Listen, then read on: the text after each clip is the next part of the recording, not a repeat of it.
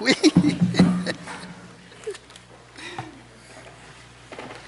Et la sœur, pour sa délivrance, qu'elle vient de dire révélation, ça m'a remué beaucoup. Parce que ça fait peut-être 20-30 ans que vous êtes dans une église et vous écoutez des messages et des messages, et vous avez encore un caractère difficile. Alors, ce n'est pas des messages qui nous changent, c'est une révélation, hein, c'est une illumination. Et c'est ça qui fait que notre vie est transformée. Ça me touche beaucoup de voir toute cette belle jeunesse ici. Parce que je me disais, le prochain message que j'allais apporter, ça allait être comment trouver une conjointe ou un conjoint. Mais c'est arrivé assez soudain cette semaine pour mon appel pour la prédication.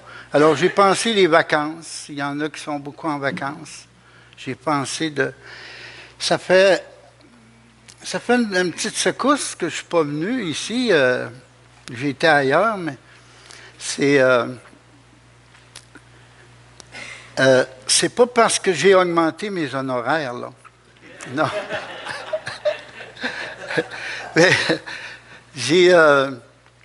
Mais en tout ça, j'ai dit, ça fait longtemps que je n'ai pas amené un message à l'Église. J'ai pensé, en préparant mes choses pour les vacances, parce que c'est les vacances, le thème, c'est le bonheur, dans le psaume 1. Alors, j'ai pensé qu'autrefois, dans les années 60, quand on recevait des missionnaires qui venaient de l'Ouest, des secrétaires généraux qui venaient nous visiter, il y avait quelques églises à tous les 6 mois, là, tu sais. Et puis là, on aimait les taquiner, tu sais. Parce qu'il était traduit, c'était l'anglais, alors il ne parlait pas français. Et puis on leur disait, bien, il y a un secrétaire général qui était vraiment malin, là, tu sais. Fait que lui, il a dit, j'aimerais parler aux Québécois, là. Fait qu'il a pris un dictionnaire, puis il a commencé à chercher des mots, mais tu ne peux pas avoir une relation si tu ne fais pas traduire les phrases. Alors, il regarde dans son dictionnaire, puis il arrive au Québec comme ça, puis il dit « Bonjour, on m'a appris que vous étiez des gens très bons. On m'a dit aussi que vous étiez des gens très dévots. Puisque vous êtes des gens bons et dévots, vous ne serez jamais détruites. »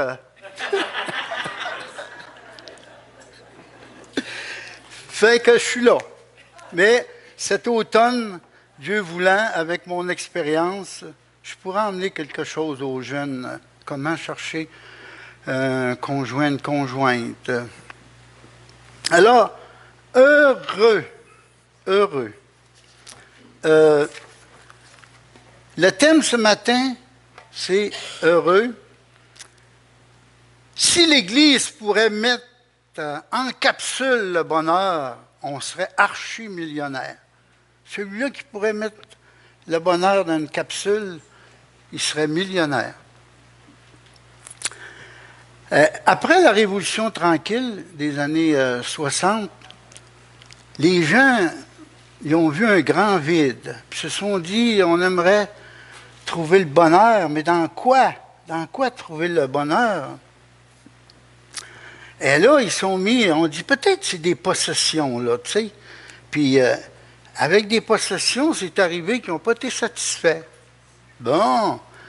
Alors, ils se sont mis à avoir la nostalgie du passé. Hey, nos ancêtres, ils étaient-tu calmes devant une naissance, une mort?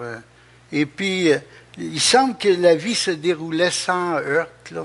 Et puis, là, nous autres, ben, pourquoi qu'on ne se bâtirait pas des maisons canadiennes puis québécoises avec des grandes lucarnes? Puis là, ils ont commencé à courir après les antiquités. Mais après un certain temps, c'est pas ça le bonheur. abondance, on n'est pas satisfait. Et là, qu'est-ce qui est arrivé? Ils ont dit, on vendu ça, puis on dit, écoute, pour moi, là, si on s'achèterait des fermes abandonnées, qu'on deviendrait gentleman farmer. Et là, ils ont acheté des fermettes du long de la 10. Puis là, mon beau-père, il a fait bien de l'argent parce qu'il lui, il aimait ça retaper, puis il était employé, puis d'autres aussi. Mais ils ont dit gentleman farmer, puis à part de ça, il dit on va s'acheter un mouton, une chèvre. Mais avec le temps, le tête-à-tête avec une chèvre et un mouton n'était pas satisfaisant. Ils n'ont pas trouvé le bonheur. Fait que là, on vend tout ça. On a assisté au début de l'année 2000 à un retour en ville. Hein? Alors, retour en ville. Maintenant, pour le psaume 101, 1, c'est-à-dire le psaume du bonheur.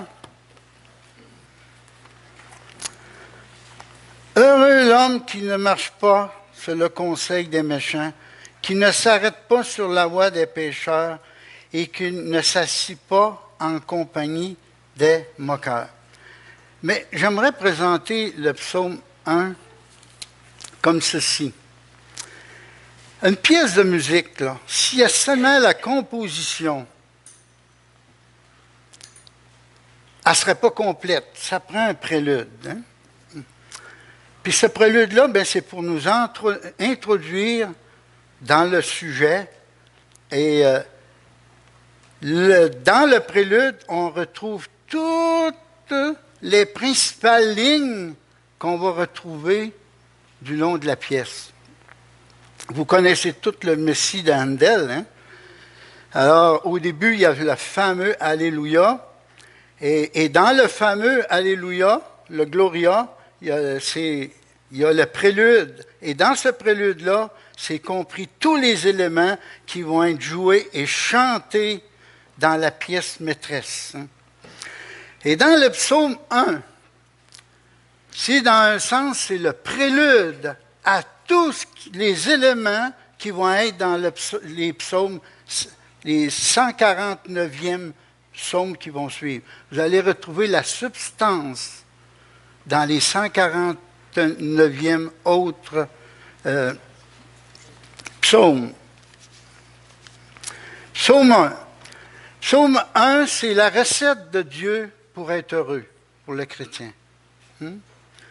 Pourquoi qu'on devrait prendre cette recette?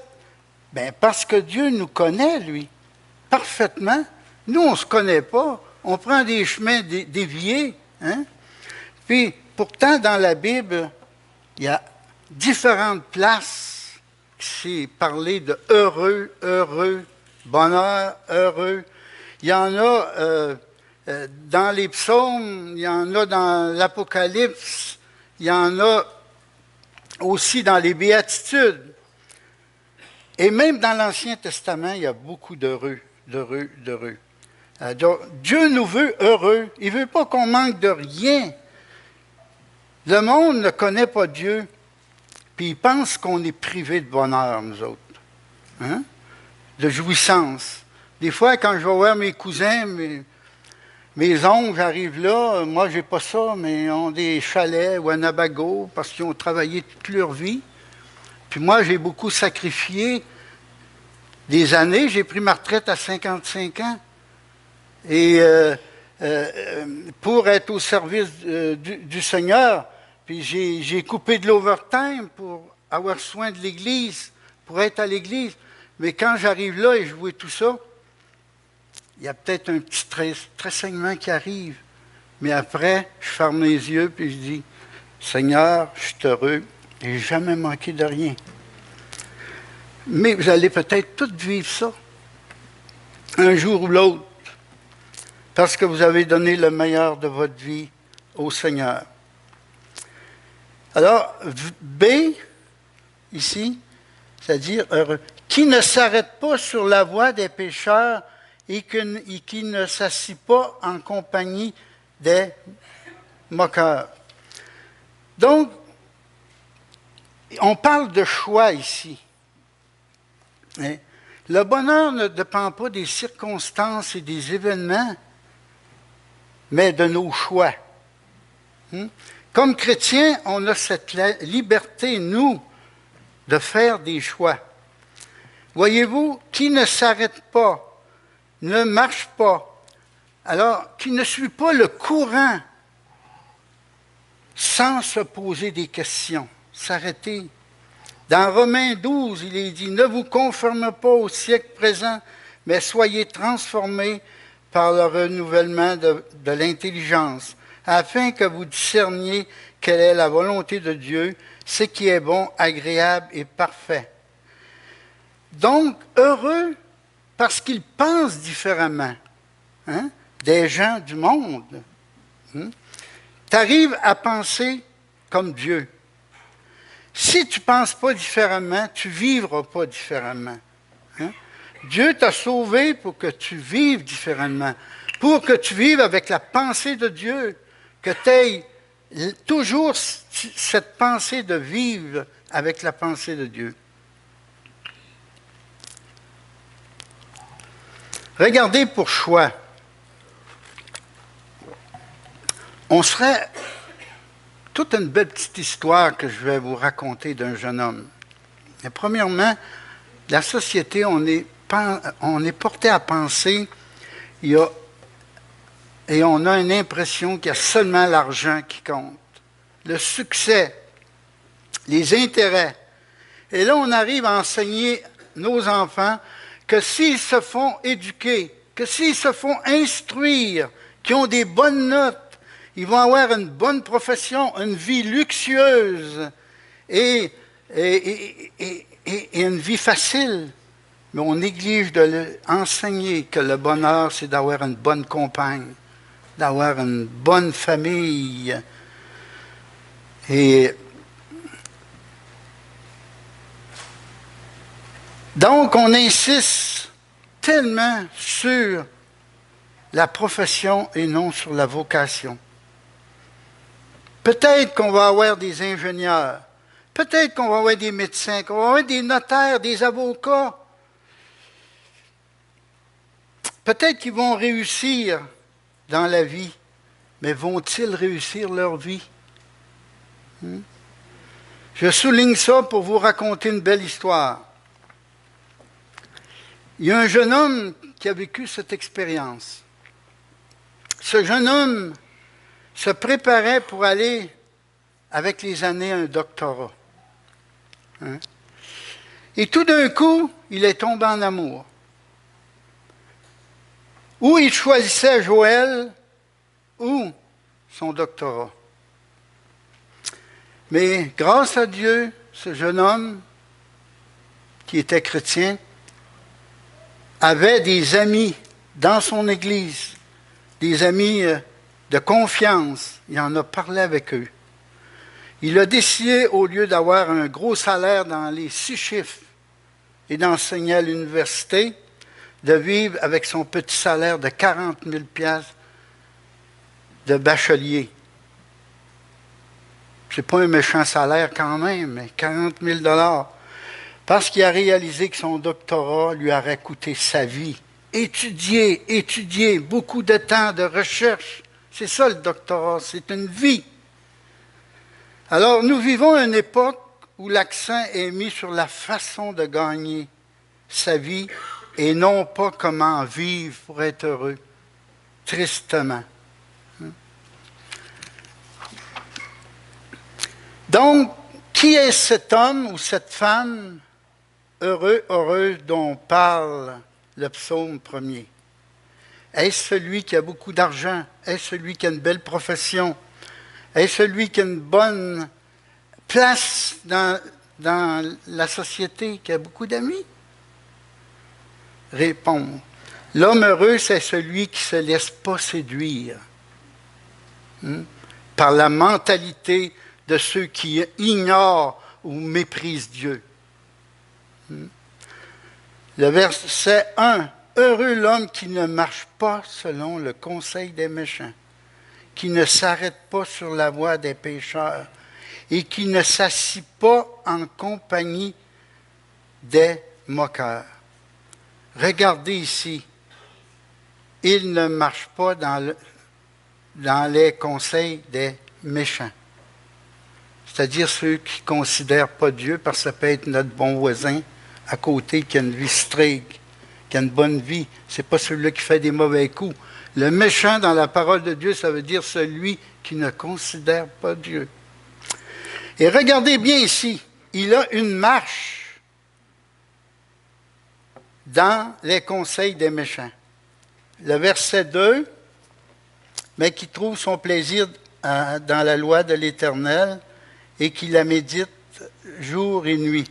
Mais j'aimerais revenir au verset premier.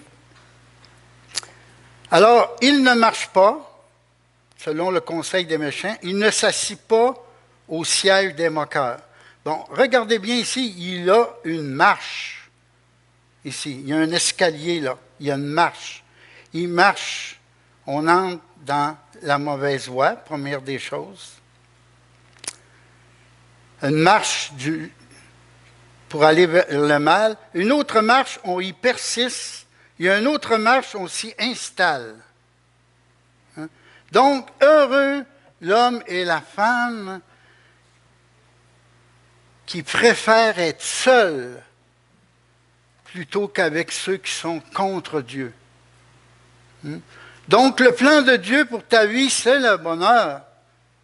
C'est pour ça que Dieu commence dès le début, pour nous avertir d'éviter certaines choses qui peuvent nous empêcher d'être heureux. Il dit, restez loin de certaines personnes. C'est important qu'il y a des personnes autour de toi qui sont des voleurs de bonheur. C'est un conseil à écouter et à mettre en pratique. Voilà l'importance de cet avertissement. Je suis en contact avec ces gens-là, je suis collecté, des gens qui maugrent, qui méprisent Dieu, qui sont rebelles, qui sont grossiers et négatifs après leur avoir présenté le plein du salut et qui continuent à mépriser Dieu. Dieu dit que ce sont des voleurs de bonheur. Si je les écoute, eh bien, j'arrive à la deuxième étape. J'arrête et là, je suis comme dans le jardin d'Éden, Satan s'est servi de l'oreille. Et là, tu commences à t'asseoir. Et là, tu n'avances plus parce que tu n'arrives plus à écouter les belles choses. Les choses qui sont signifiantes. Tu écoutes des choses insignifiantes, alors que tu dois être à l'écoute des choses signifiantes, qui signifient quelque chose. Oui, heureux l'homme qui ne marche pas selon le conseil des méchants. Les moqueurs vont te rendre la vie difficile et malheureuse. Et au contraire, Dieu, lui, au contraire, il te rend la vie heureuse. Si les gens avec qui que tu te tiens ne te donnent pas la parole de Dieu, ça dépend du verset 2. Un autre élément, c'est que si tu te reposes, c'est que si tu fais reposer ton bonheur sur les autres, ça ne marchera pas. Parce que là, tu vas avoir des attentes. Tu vas avoir beaucoup de déceptions. Et là, on commence à se plaindre. Ça signifie que tu es déjà à côté du bonheur, que tu crois que le bonheur est à l'extérieur. Et là, tu mets un poids terrible sur l'autre, parce que ton bonheur repose sur l'autre. La vie chrétienne est une marche continuelle. La vie chrétienne, c'est très simple. C'est une marche de foi.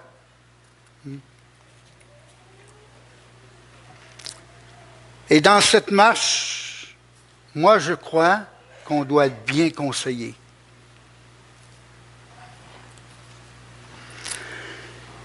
Maintenant, son bonheur n'est pas seulement à éviter. ce qui ne plaît pas à Dieu, là. Regardez le verset 2. Mais qui trouve son plaisir dans la loi de l'Éternel et qui la médite jour et nuit. Jour et nuit. Plus tu la lis, j'ai remarqué, plus tu en prends goût. Et l'apôtre Pierre, c'est ça qu'il dit. Si vous avez goûté que le Seigneur est bon. Si vous avez goûté. Et comme je le disais tout à l'heure, et j'ai bien aimé le témoignage de notre sœur, sa libération, c'est la révélation. C'est une révélation qui te fait arriver à ressembler au Seigneur Jésus-Christ et non pas des messages. Tu as besoin d'être illuminé comme tes yeux spirituels ont été illuminés à ta conversion qu'on lit dans Éphésiens. Alors, dans cette révélation, illumination, tu reçois une visite de Dieu. Et cette visite-là, il reste toujours une marque, une trace, un souvenir. Et Dieu vient tellement présent, des fois, je ressens tellement ça. C'est peut-être pas gentil que ce que j'ai dit à ma femme une fois. J'ai dit, Dieu est tellement présent que je suis tellement gêné d'aller aux toilettes. Et on a ri ensemble, ça a décompressé.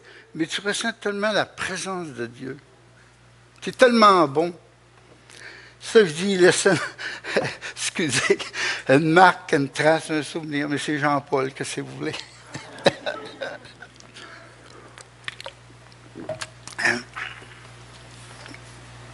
Mais il est dit ici, médite nuit et jour. Un jour, on a reçu la visite d'un pasteur suisse. Et le pasteur suisse nous a dit que son fils est arrivé un jour, puis il a dit, « Papa, moi j'aimerais étudier la mythologie grecque. » Alors son père l'a regardé et dit, « Mon fils, si entre la nuit et le jour tu trouves du temps, tu pourras étudier la mythologie grecque. » Et un jour aussi, un autre pasteur nous a raconté que quelqu'un est venu à lui et puis il lui a raconté que son fils lui avait dit qu'il voulait arriver puis partir, faire le tour du monde, puis aller dans les universités. Et son père, qui aimait tellement le Seigneur, pieux, lui a dit, « Écoute mon fils, j'aime mieux te voir ramoneur de cheminée, puis te voir au ciel, que te voir l'homme le plus instruit du monde, mais être dans l'enfer. » Ça, c'est des paroles de père. Peut-être aujourd'hui, on trouve ça un petit peu heurtant, mais c'était la vie qu'on a connue des années 50, 60. Des hommes qui vivaient à l'église, qu'on voyait continuellement, ils étaient tellement pieux et sincères. Ils parlaient à leurs enfants comme ça. Parce qu'il y a des réalités là-dedans. Donc, le bonheur de l'homme est décrit ici en relation avec ce qu'il aime, hein? Mais qui trouve son plaisir dans la loi de l'Éternel et qui la médite jour et nuit. Il est en relation avec ce qu'il aime, donc c'est sa nourriture. Il la médite, la parole de Dieu, et elle le met toujours en présence de Dieu. Et ça tombe bien parce que Dieu, lui, il désire partager son bonheur avec l'homme et la femme. C'est son désir. Hein? Donc, la leçon ici de Dieu, c'est important de fréquenter des personnes qui marchent avec Dieu. Des hommes, des personnes qui sont signifiants, qui ont des principes et des valeurs bibliques, des gens qui aiment la parole de Dieu. Pourquoi? Parce que ces gens-là ont la pensée de Dieu. Ils vivent avec Dieu. Et quand tu lui parles de la vie, ils t'apportent la pensée de Dieu sur la vie. Ils t'apportent la pensée de Dieu sur les événements. Ils t'apportent comment Dieu pense dans les circonstances de la vie. Hein? Il t'apporte aussi la pensée de Dieu au niveau de choix, de faire de bons choix, sur la direction de ta vie. Ils arrivent avec la pensée de Dieu parce qu'ils vivent avec Dieu, vivent avec la parole de Dieu. Puis quand tu cherches le sens de la vie, ils t'emmènent ce que Dieu pense. Ils ont la pensée de Dieu continuellement. Ils pensent comme Dieu. Et il est dit ici, on va le voir dans Colossiens 2. Vous pouvez garder la place que vous avez. Juste aller voir pour ceux qui prennent des notes. Hein.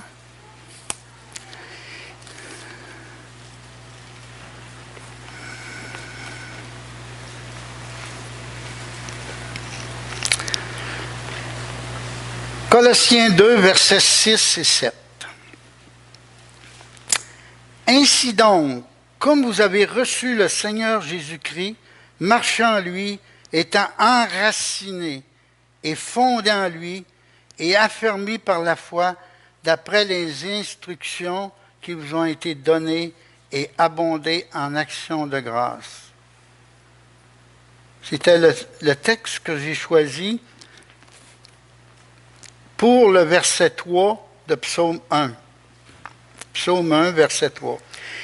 Il est comme un arbre planté près d'un courant d'eau, qui donne son fruit en sa saison, et dont le feuillage ne se flétrit point. Tout ce qu'il fait lui réussit. Maintenant, qu'est-ce qui arrive? C'est dit qu'il devient comme un arbre. Pas n'importe quel arbre, un chêne. Un arbre qui est stable, qui est solide. C'est un frère, une sœur que vous pouvez compter sur elle ou lui quand vous voulez aller en prière ou avoir un choix, une décision à prendre pour votre vie. Et ça nous rend matures. On voit aussi que la personne, le frère, sœur, est mature parce qu'il se nourrit avec la parole de Dieu. Alors, il y a une vision aussi. Cette personne-là en arrive à penser toujours comme Dieu. Il a la pensée de Dieu. Il arrive, tu l'écoutes, là, il explique les événements comme Dieu. Il explique les circonstances comme Dieu. Il pense, là, mon mariage, là, il pense comme Dieu. Élever les enfants, il pense comme Dieu. Hein? Ta relation fraternelle, il pense comme Dieu. Son travail, il pense comme Dieu. Il dit qu'il porte des fruits. Un fruit qui va venir à maturité un jour et que le Seigneur va tendre ses mains et le fruit devenant à maturité va tomber dans la main du Seigneur au bon temps, au bon moment. Pour terminer, je vais prendre quelques minutes pour parler des vacances. On va aller dans Marc 6. Juste une petite réflexion pour les vacances, juste pour souligner bonnes vacances à ceux qui partent déjà en vacances. Aux lignes, c'est déjà en fil. Là. Ils montraient ça à la télévision.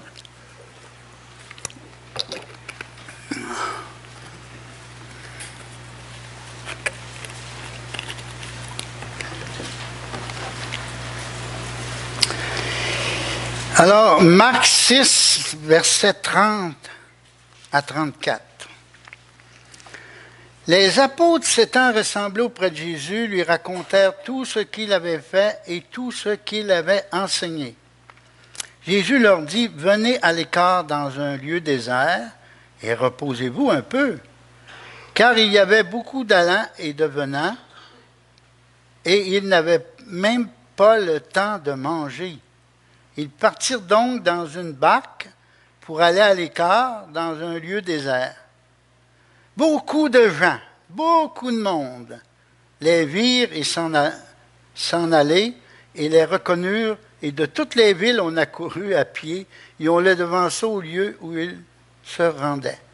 Quand il sortit de la barque, Jésus vit une grande foule, wow, et fut ému de compassion pour eux, parce qu'ils étaient comme des brebis qui n'ont point de berger.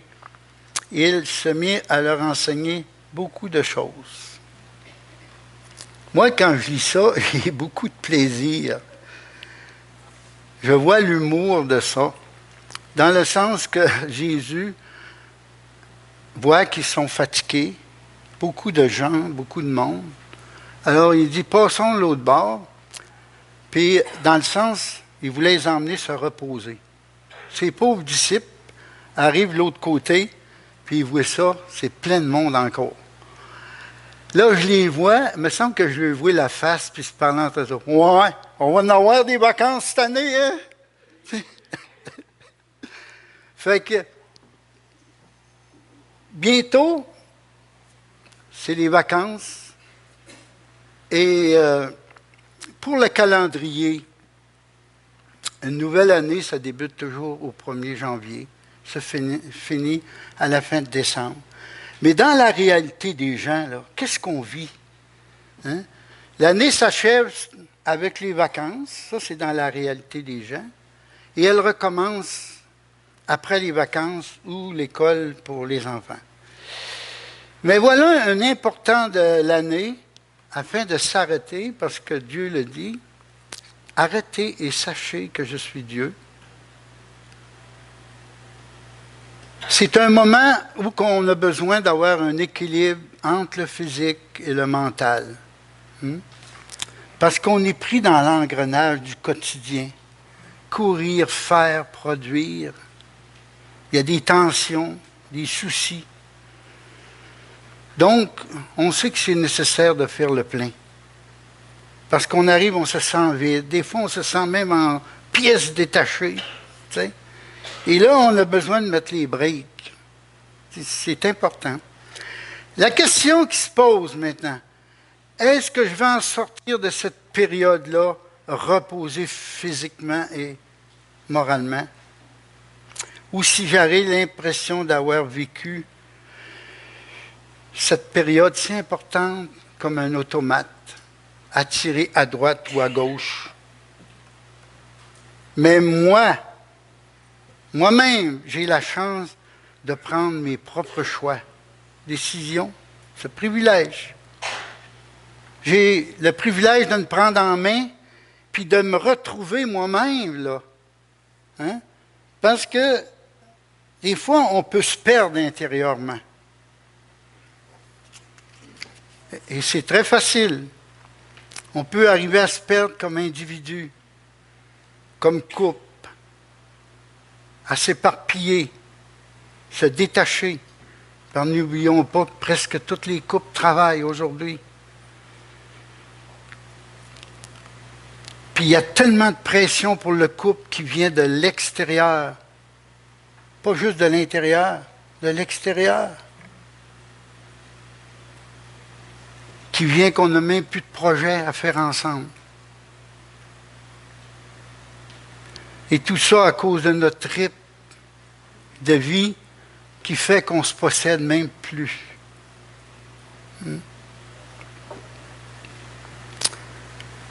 Ça me fait penser que c'est une chose qu'on a réfléchi il y a longtemps, moi et ma femme.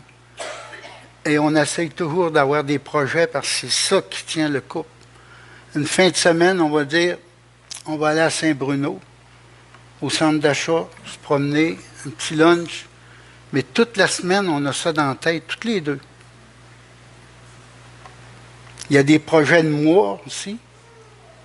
On peut dire, on va aller visiter le Vieux-Québec. Mais tout le mois, on a ça dans la tête. Projet de couple.